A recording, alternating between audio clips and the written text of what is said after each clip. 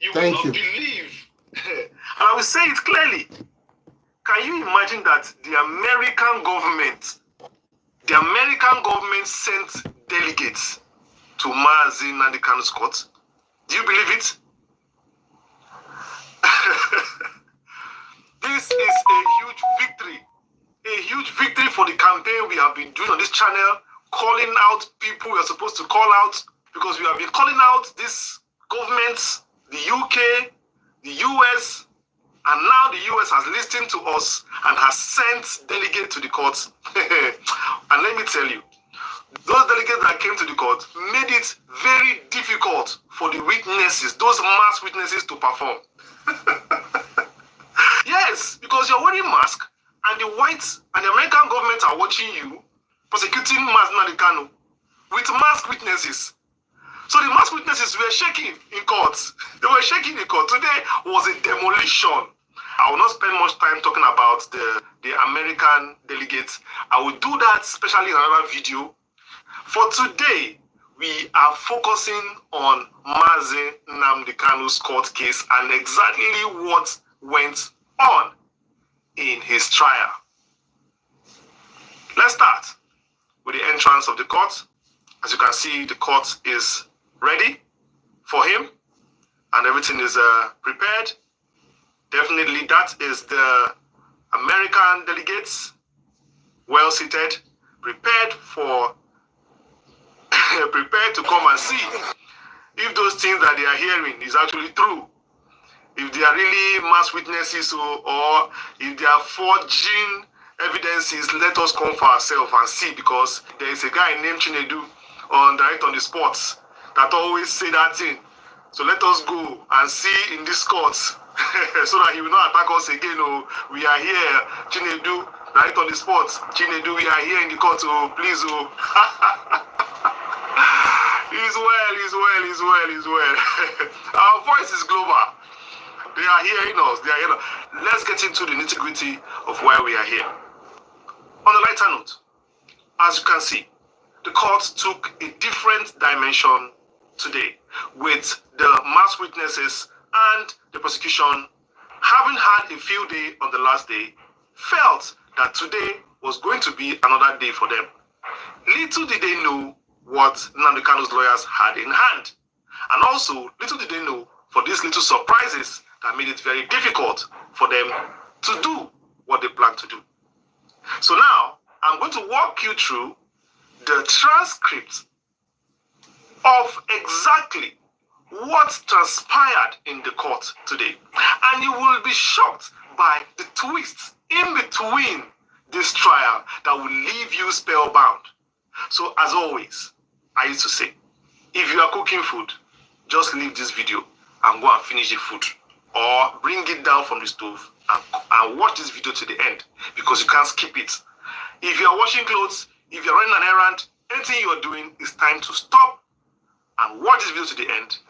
Like this video, share, and if you're new, turn on notification and click on the bell that says all. Let's go. The court session began with both the prosecution and the defense teams introducing themselves. The presiding judge confirmed that the hearing would continue from where the cross-examination stopped during the last sitting.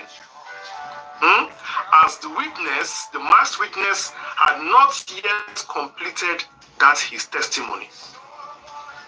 Then the prosecution counsel, which is the federal government lawyers, started the day by asking the masked witness, this question. He asked, was Benjamin Madubugu detained in Abuja? The masked witness replied, yes, both Benjamin Madubugu and mazi Nnamdi Kanu were taken to the DSS together, sir. But mazi Nnamdi Kanu admitted in front of us that he was the one in the video, and he cleared Benjamin of any involvement. Hi guys, this is Captain Money Smart, and I'm about to show you my involvement. Okay, so the prosecution tried to bring another evidence to the judge, as they always do, which you remember. But today, the judge firmly rejected some of the documents, presented by the prosecution. And he was very, very furious, and he didn't like that at all, because they've always been doing it. And I've always said on this channel that Omotosho needs to stop admitting all this evidence they bring every week to stall this trial. And I've always told the lawyers to also object these things they do. But thank God that today Omotosho personally said no. He specifically said this. These courts cannot rely on these exhibits. They were obtained unlawfully without allowing the defendant access to a lawyer during the interrogation, as I have told you before. So following that rejection of the documents, by the presiding judge, the prosecution brought another, document now from the NBC, which is the Nigerian Broadcasting Commission. Then the prosecution started asking the witness again these following questions. He asked, "Can you identify these documents?" The masked witness answered, "Yes, NBC came over to examine the transmitter at the DSS headquarters, sir, after mazi Nnamdi KANU brought in the transmitter, sir." Then the judge now said this to the defense team after they had said that. The judge, Omotosho, now said, "Does the defense team have anything to say with regards this document from the NBC?" The defense now answered, "We have no objection to the NBC report that the prosecution intends to tender to this court, your lordship." Having said that, then the courts now admitted the NBC report as an exhibit, to the court to be used as evidence. Then the cross-examination continued. The prosecution, which is the FG lawyer, proceeded to ask again, "What do you have to say about the transmitter?" Then the witness answered, "Based on my physical observation, sir, it is understood that the equipment was intended to be used for broadcasting, sir. Also, before importing a transmitter into Nigeria, you must first obtain approval, but it wasn't approved, sir." The prosecution asked, "Who is the owner of the transmitter?" The witness answered, "I can confirm that the defendant, mazi Nnamdi KANU, is the owner of the transmitter, sir. I would like you to go to Vanguard publication of July 3rd, 2023. You will see more details, sir. You will see more details in the news there."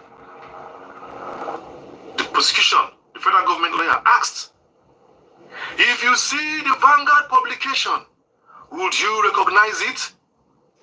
The witness answered, "Yes, sir, I will, sir." So the defense counsel objected to this. They said, "Objection, my lord." He objected to the tendering of this newspaper publication. But the judge overruled this objection, and marked the publication of newspaper as exhibits. The judge said, "No, I am going to admit this evidence from the newspaper." Let's go on. Then the federal government lawyers asked again, "What do you think about the attack on the Owerri prison?" And the witness answered, "Mazi Nnamdi KANU authorized this prison break and attack." The prosecution asked again, "Can you please explain your role as a law enforcement officer?" Then the witness answered, "My responsibility, sir, is to gather information and report it to my boss. Some of my responsibility include raiding of camps, and I raided the ESN camp.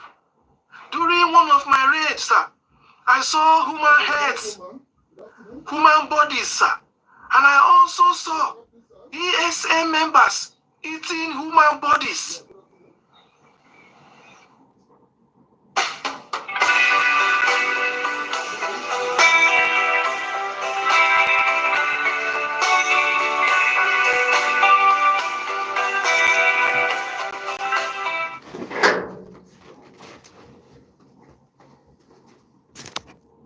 Discovery Bank is kinda like other banks, except... Hey, Discovery Bank, am I spending more on groceries than usual? Hi, Lerato, your grocery...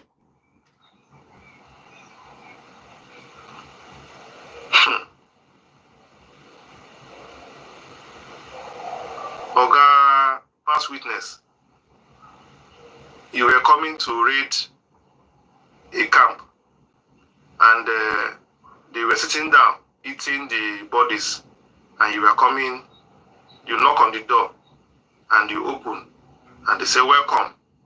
See also, we are eating human body. Can you join us? And you said, no, thank you.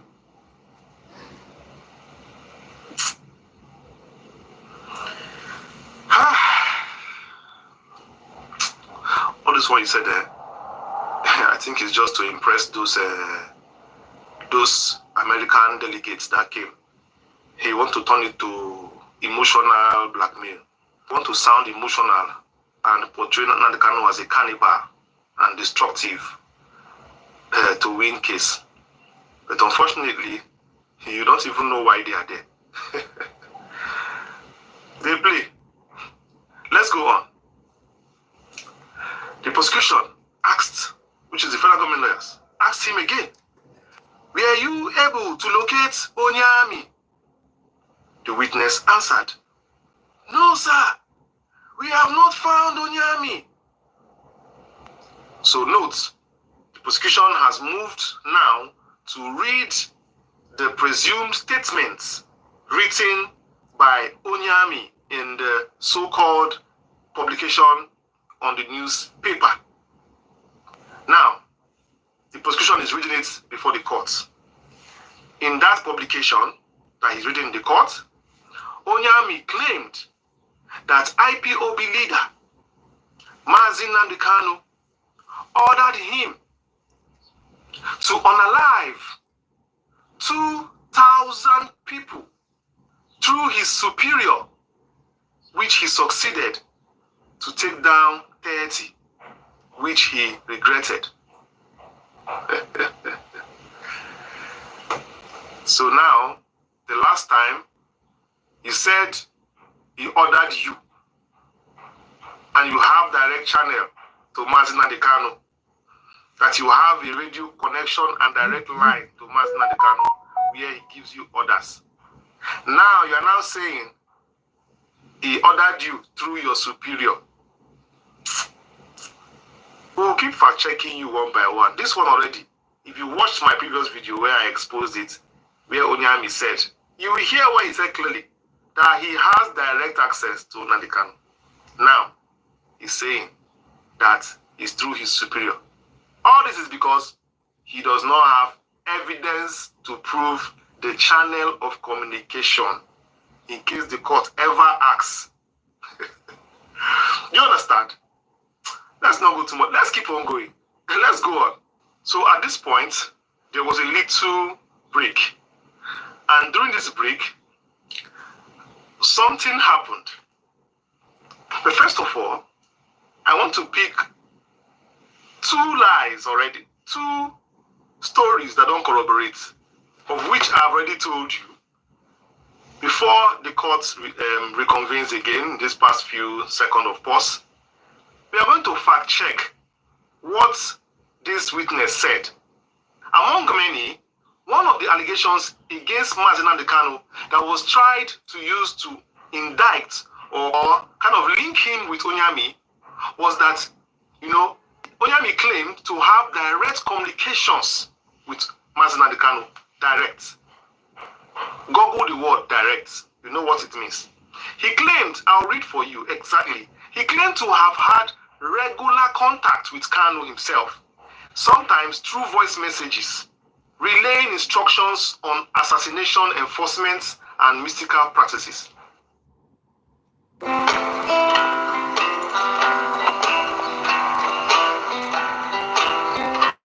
Enforcement and mystical practices. Juxtapose it with today now. He's now saying that Mazi Nnamdi KANU is ordering him through his superiors. In fact, I don't think I'm putting myself with this. For what we are seeing so far is people who are jittery in court. They are jittery because they have seen that they are clear observers in the court. You see that they are observers in the court who are watching everything going on. And if you are coming there to play, they know the proper workings of a court. They know the proper workings of a criminal procedure and prosecutions. So that's why they are there. And the prosecution are under pressure to put up a good showing so they don't appear as if they are who we actually say they are until the observers can go. But unfortunately, they are still not aware that the observers have been watching these proceedings. So that's why they are trying to find, a secret trial. The same thing they want to do. So far you can see that this is a proper demoralization of the prosecution today. Demoralized. God is good. God is good all the time. There is nothing they can do. Mazi Nnamdi KANU is heading for victory. Nothing they can do today. Today was a pure victory for Mazi Nnamdi KANU. And I think that the days coming by with these interventions from the foreign bodies, if those other ones that were calling out here can humble themselves and also, come into that court, I'm telling you, just with a phone call alone, Mazi Nnamdi KANU will leave that prison. That is the truth. The man that did Binance, that Nigerian government was keeping, how did he leave a Nigerian prison? Was it not a phone call? Simple phone call from White House. Release him. And Tinubu released him. That's why. These foreign bodies that fight for justice and human rights, it's very important that they play their role in this case so that Mazi Nnamdi KANU can have his freedom. Let us continue with the case. The court has reconvened, so let us continue with the case. So the prosecution proceeds to ask the witness, few other questions of which the witness definitely, couldn't answer properly, and there was a little delay again, and the court, the judge, seeing that there were observers in the court and the American delegates were in the court, decided to adjourn the case for tomorrow, and he decided otherwise than proceeding to the case again today, and felt that it would be wiser to adjourn the case for tomorrow, which is 19th, and also next tomorrow, which is 20th, because as you remember, he promised an accelerated trial. That is exactly what he's trying to give. So this case actually will continue tomorrow. Wow. For those of you watching me around the world, America, Britain, France, Austria, Denmark, Germany. Yeah, wonderful people of Biafra. You had the analysis by our brother and a YouTuber. He analyzed perfectly what happened in the court. So I want you to like and share and subscribe to this channel. Let's make this channel grow. Let this channel grow. Assist me. I'm a new YouTuber. Let this channel grow. It is a freedom channel. Like this video, share and subscribe. His analysis, is it perfect? Is it what you think about Nnamdi KANU? Please, I want you to leave a comment in my comment section. Thank you very much.